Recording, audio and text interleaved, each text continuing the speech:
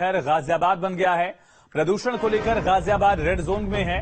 गाजियाबाद का air quality index 371 दर्ज किया गया है और गाजियाबाद का लोनी इलाका डार्क रेड जोन में जा चुका है।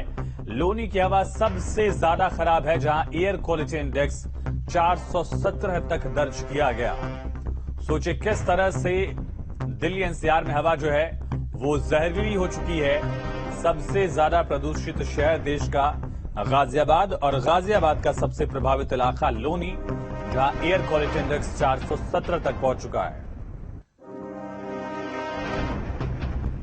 तो नोएडा में भी लगातार प्रदूषण का स्तर बढ़ रहा है। सेक्टर 63 में भी प्रदूषण बढ़ा है। 62 में एयर क्वालिटी इंडेक्स 371 दर्ज किया गया। ग्रेटर नोएडा का एयर क्वालिटी इंडेक्स करीब 350 के करीब दर्ज किया गया है। तो नोएडा में पॉल्यूशन का स्तर बढ़ा है। आज नोएडा का AQI 352 दर्ज किया गया। सबसे ज्यादा प्रदूषित सेक्टर 63 और सेक्टर 62 है, जहां AQI 371 के करीब, जबकि ग्रेटर नोएडा का AQI भी 350 के करीब बना है। लोग परेशान हो रहे हैं, सांस लेने में दिक्कत हो रही है। संवाददाता अमित की रिपोर्ट। दीपावली के बाद से दिल्ली की हवा बेहद जहरीली हो गई है। दिल्ली एनसीआर की अगर बात करें तो पोल्यूशन का स्तर लगातार बढ़ रहा है। आप तस्वीरें देखिए, नोएडा की तस्वीरें हैं। आसमान में पूरी तरीके से धुंध छाई हुई है और जो इमारतें आम दिनों में साफ दिखा करती थी वो कुछ ही दूरी पर काफी धुंधली दिख रही हैं। आज के नोएडा के AQI की बात करें तो 352 AQI अभी बना हुआ है। सबसे ज्यादा प्रदूषित सेक्टर की अगर बात की जाए तो सेक्टर 62 सबसे ज्यादा प्रदूषित है। आज का AQI सेक्टर 62 का 371 है, जो कि बेहद खतरनाक माना जाता है। यानी ऐसी हवा में सांस लेना स्वस्थ लोगों की सेहत को भी नुकसान पहुंचा सकता है। साथ ही साथ जो लोग दिल की बीमारी से, हृदय की बीमारी से ग्रस्त हैं या बच्चे हैं, उनकी सेहत पर बुरा प्रभाव ये हवा डाल रही है। पोल्यूशन का स्तर बिल्कुल कम नहीं होता हुआ दिख रहा है। लगातार पोल्यूशन में बढ़ोतरी देखी जा रही है।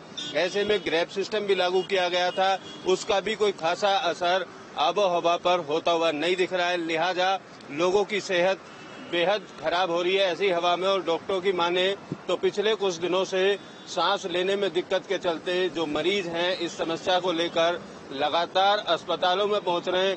बुजुर्ग लोग और बच्चों में सांस लेने की बीमारी ज्यादा देखी जा रही है। वीडियो जर्नलिस्ट सुमित कुमार के साथ अमित चौधरी, न्यूज स्टेट, नोएडा। और लोक आस्था के महापर्व छठ की शुरुआत हो गई है। नोएडा में भी व्रतियों के लिए घाटों को तैयार किया गया है, लेकिन यमुना का प्रदूषण बढ़ने से श्रद्धालु परेशान बताए जा रहे हैं। तो लोक आस्था का महापर्व छठ पूजा नहाय खाए के साथ आज शुरू हो गया। महापर्व 4 दिनों तक 31 तारीख तक 31 अक्टूबर तक चलेगा और व्रतियों के लिए घाटों को तैयार किया गया है। बेदियां तैयार की जा रही हैं, लेकिन यमुना का प्रदूषण श्रद्धालुओं के लिए चिंता का सबब बन चुका है। देखिए किस तरह से हर साल की तरह झाग वाला पानी और इसी में व्रतियों को खड़ा होना पड़ेगा। ये दुविधा उनके सामने, ये परेशानी बहुत बड़ी है उनके लिए। हालांकि सियासत पूरी तरह से हो रही है। बीजेपी और आम आदमी पार्टी में आरोप प्रत्यारोप का दौर देखा जा रहा है दिल्ली की सियासत में, लेकिन नोएडा में भी आप देखिए किस तरह से जो यमुना का जलस्तर है वो प्रदूषित है। छठ पूजा को लेकर तमाम तरीके की तैयारियां पूरी करने का दावा जरूर किया गया था, लेकिन हकीकत उसके उलट दिख रही है। हम यमुना की तस्वीर आपको दिखा रहे हैं। आप इस तस्वीर के माध्यम से देख सकते हैं कि यमुना का पानी कितना दूषित है और इस दूषित पानी में जो श्रद्धा की डुबकी है वो लोग लगाने के लिए मजबूर हैं। छठ पूजा के लिए इस घाट पर दिल्ली और आसपास के इलाके के तमाम लोग पहुंचते हैं। आज नहाय खाए का पर्व है, उसी को लेकर तमाम जो लोग हैं वो यहाँ पहुंचे। आप देख सकते हैं इसी दूषित पानी में डुबकी लगाने के लिए मजबूर हैं। कैसे मतलब पर्व मना रहे हैं? देखिए पानी तो बहुत दूषित है ये मगर क्या करें, क्या नाम है, कहते हैं कि मन चंगा तो कटौती में गंगा। और या पानी इससे भी ज्यादा गंदा होगा तो अभी लोग यहाँ नहा के जो है पूजा करेंगे।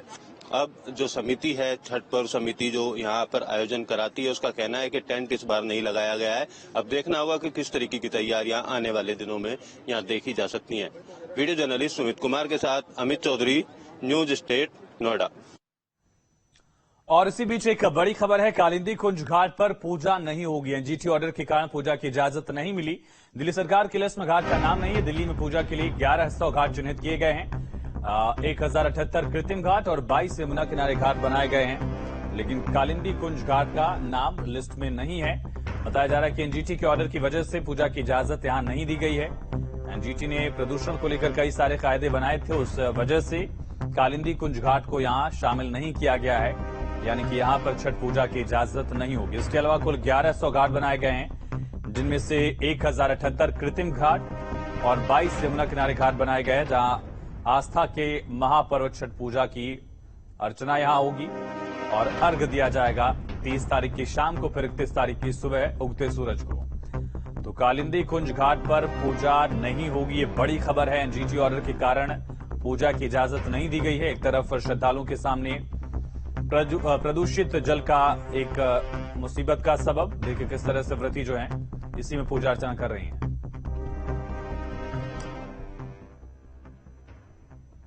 अब गंदी है चाहे जैसे भी है, तो ये तो हमारे लिए माँ है। अब पब्लिक ने, लोगों ने गंद मचा दिया। ये तो चाहिए सरकार को ना, जो यहाँ का विधायक वगैरह है उनको चाहिए कि हम साफ सुथरा करवाए। हम लोग को तो लहाना इसी में है, पूजा करना है।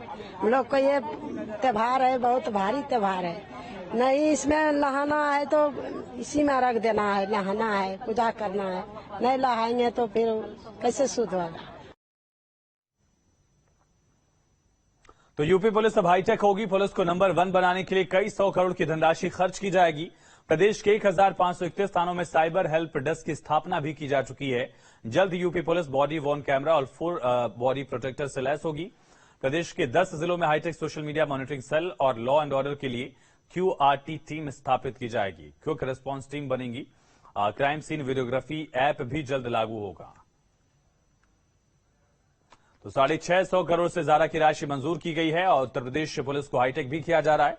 आज जो चिंतन शिविर था, जहां इंटरस्टेट पुलिसिंग को लेकर बातें की गई है, प्रधानमंत्री नरेंद्र मोदी ने भी टेक्नोलॉजिकल एडवांसमेंट पर जोर दिया है। तकनीकी तौर पर पुलिसकर्मी, लोकल पुलिस और ज्यादा स्ट्रांग हो, उसकी जरूरत बताई गई है और उसी दिशा में उत्तर प्रदेश की पुलिस आगे कदम बढ़ा भी रही है। 650 करोड़ की धनराशि मंजूर की गई है। अब आप देखेंगे कि 10 जिलों में हाईटेक मॉनिटरिंग सेल के जरिए मॉनिटरिंग की जाएगी और साथ ही सोशल मीडिया मॉनिटरिंग को भी और ज्यादा आगे बढ़ाया जाएगा, एडवांस किया जाएगा। क्राइम सीन की वीडियोग्राफी के लिए कैप सिस्टम लागू किया जाएगा। साथ ही बॉडी वॉर्न कैमरे भी पुलिसकर्मियों को दिए जाएंगे। वहीं राष्ट्रपति द्रौपदी मुर्मू वाराणसी का दौरा करेंगी। बड़ी खबर है, 7 नवंबर को वाराणसी जाएंगी राष्ट्रपति द्रौपदी मुर्मू। काशी की भव्य देव दीपावली को देखने जाएंगी राष्ट्रपति। राज्यपाल आनंदीबेन पटेल और मुख्यमंत्री योगी आदित्यनाथ भी मौजूद रहेंगे। 7 नवंबर को देव दीपावली का आयोजन होगा। तो एक तरह दिवाली के मौके पर खुद प्रधानमंत्री मौजूद थे, राज्यपाल और साथ ही मुख्यमंत्री मौजूद थे अयोध्या में। अब देव दीपावली के दिन देश की राष्ट्रपति द्रौपदी मुर्मू भगवान शंकर की नगरी काशी विश्वनाथ धाम में मौजूद रहेंगी। काशी पहुंचेंगी, देव दीपावली का आयोजन होगा और देव दीपावली के इस अद्भुत संयोग के मौके पर खुद द्रौपदी मुर्मू देश की राष्ट्रपति वहां मौजूद रहेंगी। 7 नवंबर को वाराणसी जाएंगी राष्ट्रपति द्रौपदी मुर्मू। एक लिहाज से उनका यह अहम दौरा भी है। जिम्मेदारी संभालने के बाद, पदभार संभालने के बाद एक बड़ा दौरा उनका उत्तर प्रदेश का। काशी की भव्य देव दीपावली को देखने के लिए राष्ट्रपति द्रौपदी मुर्मू वाराणसी का दौरा करेंगी। राज्यपाल आनंदीबेन पटेल भी मौजूद रहेंगे। और सीएम योगी ग्रेटर नोएडा का दौरा करेंगे। बड़ी खबर है, 2 दिवसीय ग्रेटर नोएडा के दौरे पर रहेंगे सीएम योगी। 31 अक्टूबर को सीएम योगी ग्रेटर नोएडा जाएंगे। 31 अक्टूबर को 4:30 बजे नॉलेज पार्क पहुंचेंगे। डेटा सेंटर का लोकार्पण होगा। ग्रेटर नोएडा में ही रात्रि विश्राम होगा और 1 नवंबर को एक्सपो मार्ट के कार्यक्रम में शामिल होंगे। वाटर वीक में राष्ट्रपति के साथ शामिल होंगे सीएम योगी। राष्ट्रपति द्रौपदी मुर्मू भी मौजूद रहेंगी। गंगा जल परियोजना का सीएम योगी शुभारंभ करने वाले हैं। तो कई कार्यक्रम हैं, मुख्यमंत्री का इसी वजह से दौरा प्रस्तावित। राष्ट्रपति द्रौपदी मुर्मू भी मौजूद रहेंगी कार्यक्रम में, वहां भी मुख्यमंत्री पहुंचेंगे। यही रात्रि विश्राम भी होगा। 2 दिन का ये दौरा है मुख्यमंत्री योगी आदित्यनाथ का। वाटर वीक में राष्ट्रपति के साथ शामिल होंगे सीएम योगी आदित्यनाथ। 31 अक्टूबर और 1 नवंबर को मुख्यमंत्री योगी आदित्यनाथ ग्रेटर नोएडा में रहेंगे। और हिमाचल विधानसभा चुनाव से जुड़ी बड़ी खबर से आपको रूबरू करा दें। हिमाचल दौरे पर जा सकते हैं सीएम योगी। हिमाचल प्रदेश में चुनाव प्रचार करेंगे सीएम योगी। शिमला में रैली को संबोधित करेंगे। 8 और 10 नवंबर को सीएम योगी हिमाचल जा सकते हैं। 12 तारीख को चुनाव है और इस वजह से मुख्यमंत्री का दौरा। हिमाचल में बीजेपी के स्टार प्रचारक है सीएम योगी। कई सीटों पर मठ का भी प्रभाव माना जाता है। गोरखनाथ मठ का प्रभाव कुछ जगहों पर है और ऐसे में हिमाचल दौरे पर बीजेपी के लिए प्रचार करेंगे मुख्यमंत्री योगी आदित्यनाथ। तो हिमाचल प्रदेश विधानसभा चुनाव की तैयारी में बीजेपी दमखम के साथ जुटी है। चुनाव प्रचार के लिए पीएम मोदी गृहमंत्री अमित शाह के साथ कई दिग्गज नेताओं की लिस्ट है। ऐसे में खबर है कि सीएम योगी भी हिमाचल प्रदेश के चुनाव प्रचार में रैलियां करेंगे और सीएम योगी 8 और 10 नवंबर को हिमाचल में चुनाव प्रचार करेंगे। एक सख्त प्रशासक की छवि उनकी रही है। इसके अलावा हिंदुत्व के फायरब्रांड नेता भी के तौर पर भी उनकी एक पहचान रही है। इन तमाम पहलुओं का फायदा बीजेपी उठाना चाहती है और देखा भी हमने कि किसी भी राज्य का चुनाव हो, मुख्यमंत्री योगी आदित्यनाथ को प्रचार के लिए जरूर भेजा जाता है। ऐसे में 10 रैलियां और 20 से ज्यादा जनसभाएं, मुख्यमंत्री योगी आदित्यनाथ का दौरा प्रस्तावित है हिमाचल प्रदेश का। हिमाचल में बीजेपी के लिए भी बड़ी चुनौती है क्योंकि वहां सरकार बदलने की एक रवायत रही है हर 5 साल पर। कानपुर में दिल दहला